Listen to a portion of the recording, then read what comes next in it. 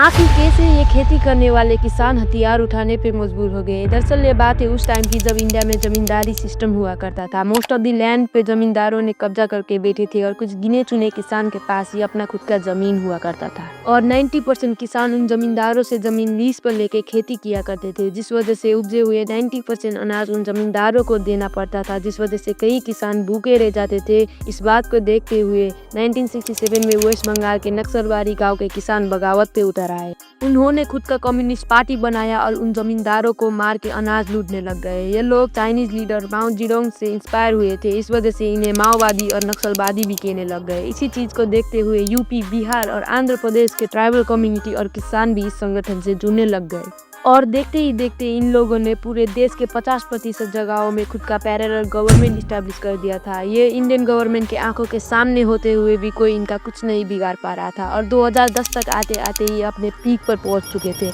पर उसके बाद से इनका सबसे बड़ा डाउनफॉल शुरू हुआ।